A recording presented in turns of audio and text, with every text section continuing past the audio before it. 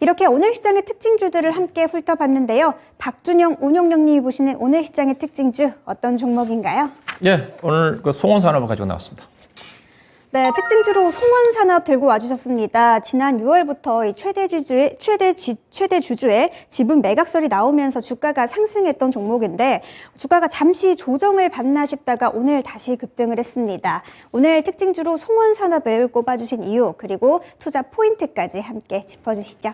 예, 송원산업은 산화 방지제를 생산하는 기업입니다. 글로벌 바스포에 의해서 시장 점유율 2위를 기록하고 있는 회사고요.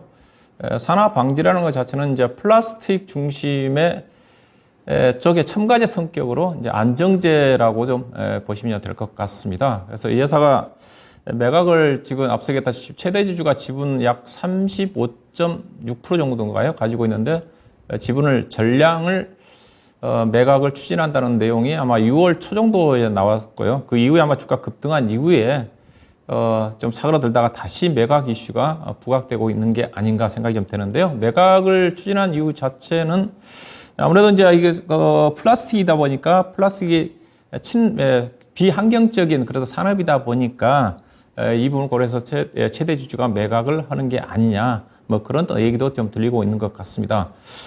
현재 이 회사가 이제 앞서 얘기했다시피 산화 방지 쪽에 글로벌 시장 점유율 2위 기업이다 보니까 여기저기서 또 알짜 기업이거든요. 관심을 가지고 있는 것 같아요. 현재는 화학회사의 대표적으로 LG화학이 관심 가지고 있다는 얘기도 나오는데 LG화학이 이제 화학 부분에 매각을 추진하고 있지만 매각 이 회사가 인수를 근거가 나온 이유 자체가 이 회사 출범 자체가 LG화학의 전신 라키 회사에서 아마 분할돼 가지고 고 회장이 시작된 걸로 알고 있거든요. 그래서 LG화학이 송원산업 인수해 가지고 회사가 이 부분 자체가 이 회사가 산업 방지제지만은 전자 재료라든가 여러 가지 다양한 산업에 진출하고 있어가지고 2차 전지와 관련된 소재와 엮어서 전해질이라든가 필름 사업 쪽에 진출하지 않겠는가 뭐 그런 쪽도 시장에서 들리고 있는 것 같고요. 또 다른 쪽은 SO일이라든가 그 다음에 IT 소재 기업인 동진 세미캠 정도가 이 회사의 인수를 눈독 들이고 있는 게 아니냐. 그 다음에 사모펀드 쪽에 이제 블랙스톤이라는 회사가 관심을 가지고 있다는 쪽인 것 같습니다. 이 회사가 이 정도로 여기저기서 관심을 가지고 있는 자체가 이 회사가 앞서 얘기했다시피 화학업종이 전반적으로 안 좋은 상태에서 특히 작년도 같은 경우는 지금 대표적으로 롯데케미칼이나 대한유화를 중심으로 지금 적자가 계속 나고 있지 않습니까? 올해도 적자가 나고 있는 쪽인데 작년도에 회사가 산화방지 시장 쪽에 호황이 좀 나오면서 우리의 영업이익이 1,880억이 났거든요. 사상 최대 시적이 났습니다.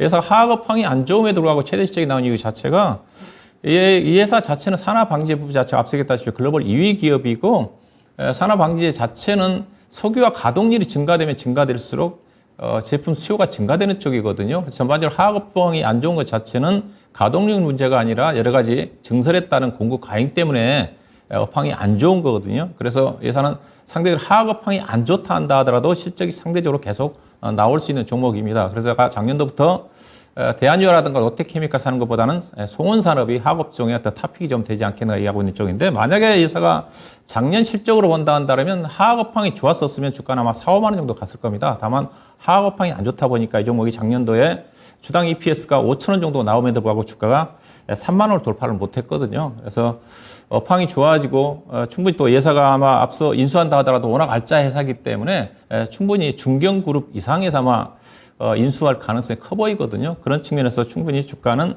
업황이 안 좋지만 긍정적으로 반영하지 않겠는가. 그렇게 봐야 될 것 같고요. 올해 실적은 작년도보다 많이 떨어집니다. 현재 상반기까지 영업이익 보니까 한 400억 정도 났거든요.